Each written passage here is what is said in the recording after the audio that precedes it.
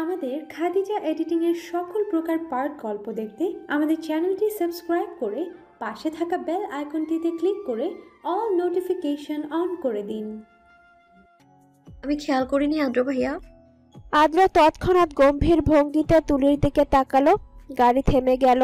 সাথে সাথেই কণ্ঠে রাগ এঁটে ভ্রু উঁচিয়ে বলল, ভাইয়া। অগ্নিদৃষ্টি, রাগী স্বরে ভয়ে চুপসে যাওয়ার উপক্রম তুলির। আদ্রর ফর্সা মুখটা নিমিষে লাল বর্ণ ধারণ করেছে।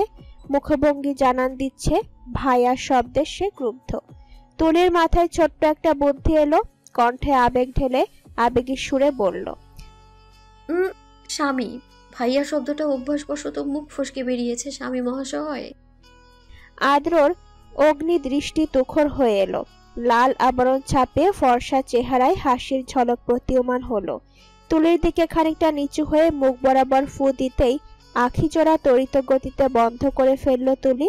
পাশে থাকা আদ্রর হাতে খামচে ধরল শক্ত করে।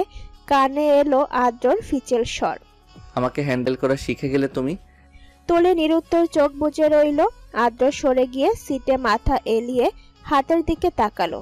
সূক্ষ্ম ব্যথার আভাস অনুভূত হয়েছিল তার। এখন সম্মুখে ভেসে উঠল রক্ত।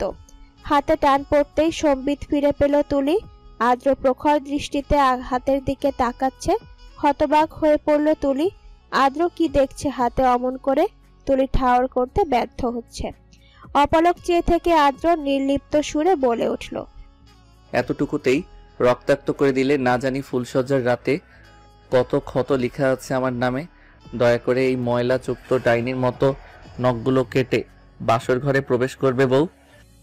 টুপ করে ছোট্ট একটা চুমু খেয়ে আলতো করে তুলির হাত ছেড়ে দিল আদ্র। তুলি রোবটের ন্যায় থমকে রইল। ভেতরটা চিৎকার করে বলছে, এ লোক তোকে শেষ করে দেবে তুলি। লজ্জায় ডুবিয়ে নিঃশ্বাস আটকে ইতি ঘটাবে তোর। রাঙা হয়ে উঠেছে তুলির দুগাল। আর চোখে একবার সেটা দেখে নিল আদ্র। মনোযোগী হলো ড্রাইভ করতে। হৃদস্পন্দন স্বাভাবিক করতে তুলি সেটে গেল নিজের সিটে। এক পলকও সাহস হলো না পাশের মানুষটার দিকে তাকানোর। তাকালে বুঝি শেষ রক্ষে হবে না। তুলির মস্তিষ্কের বিরুদ্ধে গিয়ে তুলির মন ঝাঁপিয়ে পড়বে আদ্রর প্রশস্ত বুকে। বাহিরে নিয়ন আলোতে গাড়ির জানালা দিয়ে তুলি লক্ষ্য করলো গাড়িটা বাড়ির দিকে যাচ্ছে না। ঢাকা শহরে কয়েকদিন আগে আসলেও তুলি নিজেদের বাড়ির রাস্তাটা মুখস্থ করে নিয়েছে ঠিকঠাক। কোনো প্রকার চিন্তা অনুভব করলো না সে। বরং কিছু একটা মনে পড়তেই মিনিয়ে মিনিয়ে আদ্রর উদ্দেশ্যে বলল, তখন দাদিকে কি বলেছিলেন আপনি? বলেছিলাম বউকে ঠিক কতটা ভালোবাসি। নিরলস জবাব আদ্রর। তুলি থমকালো। ভেঙচি কাটলো আদ্রর অগোচরে। অভিমানে মনে মনে বলল, বউকে দূরে দূরে রাখেন, আবার দাবি করেন ভালোবাসেন। আগেই জানতাম ডক্টররা পাষাণ হয়, ভীষণ পাষাণ। হয়তো কোনো একদিন আপনার কারণেই আপনি আমার হার্টের চিকিৎসা করতে বাধ্য হবেন ডক্টর সাহেব। আদ্র নরম স্বরে ডাকলো, তুলি। তুলি চটপট করে উত্তর দিল, জি। আশফিয়া চৌধুরী আমার রেগুলার পেশেন্ট। ওনার হার্টের ট্রিটমেন্ট শুরু থেকেই আমি করি। ওনার সাথে আমার সম্পর্কটা বেশ ভালো।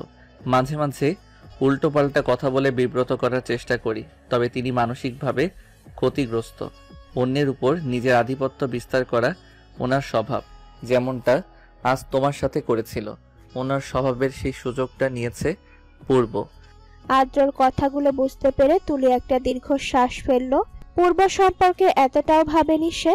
আদ্র তুলির হাতটা আঁকড়ে ধরে বিস্তর হেসে নিজ মনে আওড়ালো, সেদিন তোমার মুখে হাসি ছিল, আমার চোখকে ভেসেছিল তোমাকে পাওয়ার ঝোঁক। একতরফা ভালোবাসা বন্ধু মহলে হুটহাট শোনা যেত একতরফা। একপক্ষ ভালোবাসার কোনো মানে নেই। কি লাভ নির্ভীতে ভালোবেসে কষ্ট পাওয়ার, শোকে কাতর হয়ে দেবদাস হওয়ার। অন্যদের ভাবনায় লাভ না থাকলেও আমার মনে সবটা জুড়ে রয়েছে উইললেস সেই একতরফা ভালোবাসার বসবাস। মেডিকেল কলেজের প্রথম দিনে কোনো এক গদবন্দি নাকের ডবায় সর্বদা রাগ বহন করা নাক ফুলো নিজের অজান্তেই প্রণয় শিখা জ্বালিয়েছিল আমার হৃদয়ে। জ্বলন্ত সেই প্রণয় শিখায় আমি আজও জ্বলছি। মুহূর্তে মুহূর্তে জ্বলে পড়ে ছারখার হচ্ছি। তবু তাকে ভালোবাসা আলিঙ্গন করতে না পারলে প্রগাঢ় ব্যথা অনুভব করি আমি বুকে বা পাশে। সময় স্রোতের ন্যায় ভেসে গেছে, গড়িয়েছে বহু বছর, তবে প্রকাশ করা হয়নি কোনো কালে।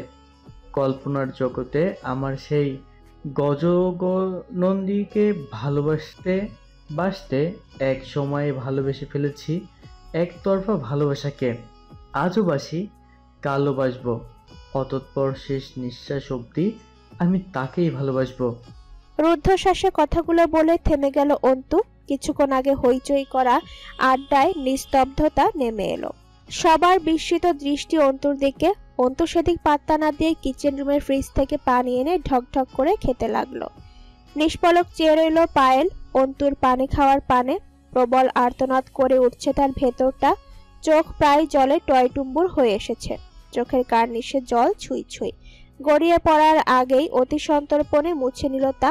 কাজটা অগোচরে করার প্রচেষ্টা হলেও তুলি দেখলো, খুব করে দেখলো পায়েলের পানিতে ভরপুর আখিদয়। ঝটপট দৃষ্টি সরিয়ে নিল সে। পায়েল তো কাউকে অশ্রুসিক্ত নয়নজোড়া দেখাতে চায় না, তবে সে কেন দেখে বিব্রত করবে পায়েলকে। কিছুক্ষণ পূর্বে তুলি আজর ফ্ল্যাটে এসেছে। ইনশিতার শ্বশুর বাড়ি থেকে আদ্র এখানে নিয়ে আসছিল বলে তুলি তখন রাস্তা চিনতে পারেনি। তুলির অজানা ছিল আজর এই ফ্ল্যাট। গাড়ি থেকে নেমে যখন হাতের ভাঁজে তুলির ছোট্ট হাতটা আঁকড়ে নিল আদ্র একটা বিল্ডিং এ ঢুকেছিল, তখন কোনো প্রশ্ন করেনি তুলি, কোনরূপ আগ্রহ পর্যন্ত প্রকাশ করেনি। তার নজর স্রেফ আদ্রকে দেখতে ব্যস্ত ছিল। লিফটে উঠে নিঃসংকোচ আদ্রর বুকে মিশেছিল, কারণ বদ্ধ জায়গায় ফোবিয়া কাজ করে তার।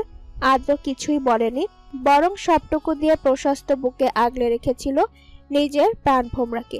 নির্জীব নিশ্চুপ তুলি শেষ পর্যন্ত মুখ তুলেছিল। ফ্ল্যাটের দরজার সামনে দাঁড়িয়ে কণ্ঠে বিস্ময় নিয়ে প্রশ্ন ছুড়েছিল, কোথায় এসেছি আদ্র? তোমার ছোট্ট সংসারে। তুলির চোখে জানার কৌতূহল বেড়ে গেল। সংসার শব্দটা তুলি বোঝে, 18 বছর বয়সে এতটাও অবুঝ না সে। এটা কি আদ্রর আরেকটা বাসা? প্রশ্নটা মনে না রেখে করে বসলো। এটা আপনার বাসা? আদ্র কলিং বেল চাপতে চাপতে ছোট করে হ্যাঁ বোধক শব্দে সম্মতি জানালো। তুলি হত বিহব্বল হয়ে বলল, আরেকটা বাসা কেন? আপনি কি আলাদা থাকেন আদ্র? ফ্ল্যাটটা আমার দাদা আমার 20তম জন্মদিনে উপহার দিয়েছিলেন। তুমি একেবারে ঢাকা শহর আসার আগের রাত পর্যন্ত আমি এখানেই থাকতাম। তুলি চমকালো। পরিবার এত নিকটে থাকা সত্ত্বেও আদ্র বিচ্ছিন্নভাবে থাকতো? চমকিত স্বরে প্রশ্ন করল, কেন ডক্টর সাহেব? আদ্রর মুখে গম্ভীরতা ছেয়ে গেল। শক্ত কণ্ঠে জবাব দিল, সময়টা উত্তর দেবার নয়, কোনো এক সময় প্রশ্ন না করতেই উত্তর পেয়ে যাবে। জানি না সেদিন তোমার রিয়াকশন কেমন হবে, তবে এইটুকু মস্তিষ্কে চিরকাল ধারণ করে রাখবে, তোমার জন্ম শুধুই আমার জন্য। বিরক্তিতে মুখটা আরো গম্ভীর হয়ে উঠল আদ্রর। অনবরত কলিং বেল চেপেই যাচ্ছে। তুলি সূক্ষ্ম নিঃশ্বাস ছেড়ে ভয়টা চেপে রাখার চেষ্টা চালালো। আদ্রর কিছু কিছু কথায় ভীষণ ভয় অনুভব হয় তার। এত রহস্যময় কথা কেন বলেন আপনি আদ্র? মনে মনে বিড়বিড়িয়ে তুলি আদ্রর কাছ থেকে কিছুটা সরে এলো। মুহূর্তেই বলিষ্ঠ হাত টেনে এনে বাহুতে আবদ্ধ করে নিল আদ্র। আকস্মিক টানে তুলি শ্বাস ফেলতে ভুলে গেল। আদ্রর বুকে কপাল ঠেকিয়ে বড় বড় শ্বাস ফেলতে লাগলো। বুকে উষ্ণ গরম নিঃশ্বাসের উপস্থিতিতে আদ্রর শিরদাঁড়া বেয়ে শীতল স্রোত গড়িয়ে গেল। চোখ বুজে নত হয়ে তুলির চুলে ভাজে অধর যুগল ছুঁয়ে দিল গাঢ়ভাবে। নিমেষেই কর্ণকুহরে প্রতিধ্বনিত হলো, আমার নিঃশ্বাস ভারী হয়ে আসছে ডাক্তার সাহেব। আদ্র থমকালো। হৃদয়ের তোলপাড় তীব্র থেকে তীব্র হলো। খানিকক্ষণ স্তব্ধ থেকে ক্ষীণ স্বরে বলল, ভয় পাচ্ছ? না, তবে আমার হার্টবিট বেড়েই চলেছে ডাক্তার সাহেব। আদ্র নিমেষে চেয়ে থাকলো তুলির দিকে। মেয়েটাকে জাপটে নিজের মাঝে মিশিয়ে নেওয়ার প্রবল বেহায়াপনা জেগে উঠল।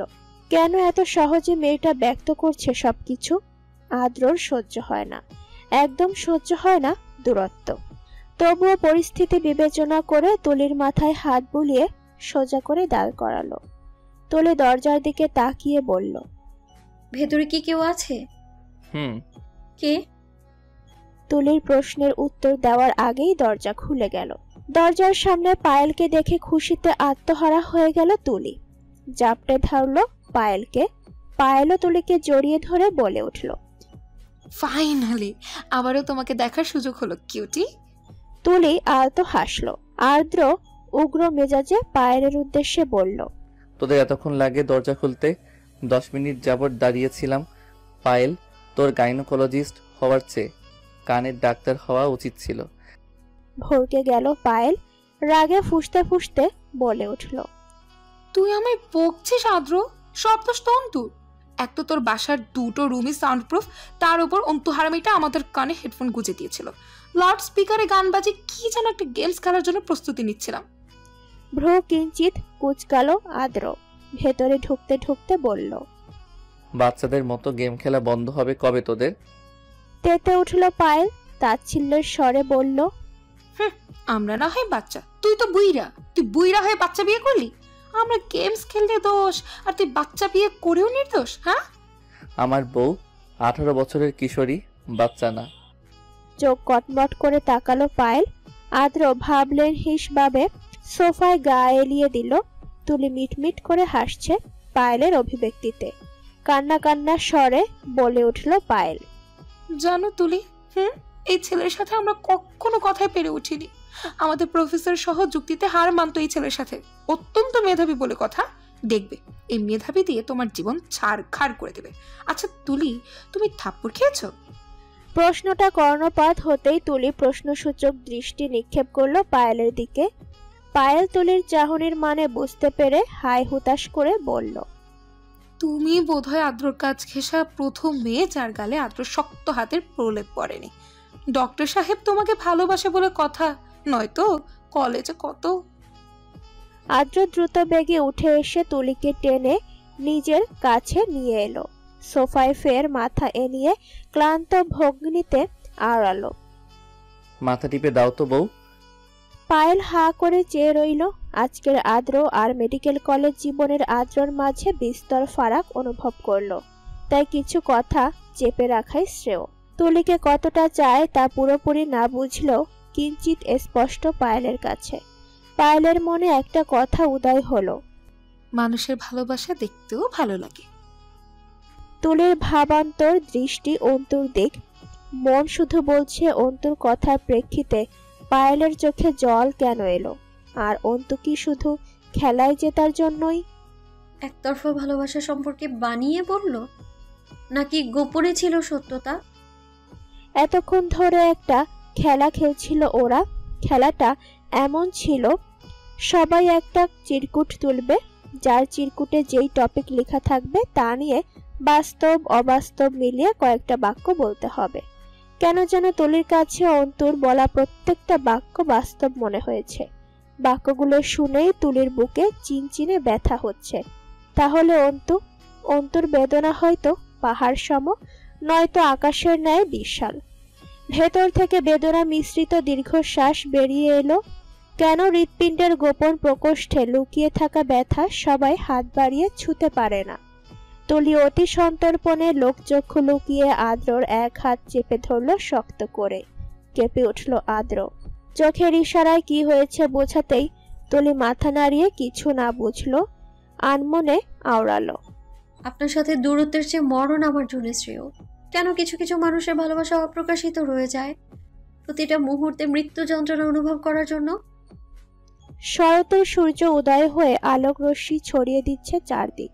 একগুচ্ছ রশ্মি জানালা গলিয়ে উপচে এসে ছুঁয়ে দিচ্ছে তুলির ঘুমন্ত মায়াবী মুখশ্রীতে। আখি পল্লব কুঁচকে নিল তুলি। অধর কোণে প্রস্ফুটিত হলো ক্ষীণ হাসির রেখা। আর মোড়া ভেঙে উঠে বসলো। শরীরটা কেমন মেজমেজ করছে। আলসেমি কাটিয়ে ধীরস্থ গতিতে ছোট্ট ছোট্ট কদম ফেলে বারান্দায় এলো সে। পরনে গায়ের পিঙ্ক টি শার্টটা কিছুটা এলোমেলো। ঘুমের দাপটে চোখ দুটো ফুলো ফুলো। লম্বা কেশ পিঠময় ছড়িয়ে আছে। খোলা বারান্দায় দাঁড়িয়ে চোখ বুজে ভোরের শুদ্ধ নির্মল বাতাস নিজের মাঝে শুষে নিল তুলি কিছু সেকেন্ড ব্যয় করে। কর্ণে প্রবেশ করলো সুদূর হতে এক নাম না জানা পাখির গুঞ্জন। ইট পাথরের চাকচিক্যময় শহরে পাখির ডাক তুলির নিকট এক অতীব মিষ্টি সুর মনে হলো। হৃদয়টা জুড়িয়ে গেল নিমেষেই। ডাগর ডাগর আঁখি মেলে তুলি বারান্দায় ঝুলিয়ে রাখা খাঁচাটার দিকে তাকালো। চেয়ে রইল অপলক। খাঁচায় বন্দি পায়রা জোড়া আজ কেমন নিষ্প্রভ। জড়সড় হয়ে বসে আছে পায়রা দুটো। একে অপরের সাথে গা মিলিয়ে উষ্ণতা কুড়াতে ব্যস্ত ওরা। কপালে ভাঁজ পড়ল তুলির। অন্যদিন একাধারে ডাকতে থাকে ওরা, আজ ডাকছে না কেন? ঠান্ডা লাগছে বুঝি? কই এখন তো বর্ষা নেই, বর্ষণ নেই। বিশাল আকাশ পানে চাইল তুলি। বর্ষার নিবিড় ঘন ঘটা অপসারিত হয়ে আকাশ নির্মল হয়ে উঠেছে। একদলা শুভ্র উড়ন্ত মেঘ নীলচে আকাশে উড়ে বেড়াচ্ছে। তুলির কাছে মনে হলো শরতের সাদা মেঘ ভর্তি আকাশ যেন এক সুবিশাল সামিয়ানার মতো। আকাশের থেকে মুখ ফিরিয়ে তুলি পুনরায় দৃষ্টি নিবদ্ধ করলো পায়রা জোড়ার দিক। এ কি, আগের চেয়েও গভীরভাবে সেটে বসে আছে দুজন। কিছুক্ষণ চিন্তিত ভঙ্গিতে চেয়ে থেকে তুলির মুখটা কেমন লাল আভায় ছেয়ে গেল। বিড়বিড় করে বলল,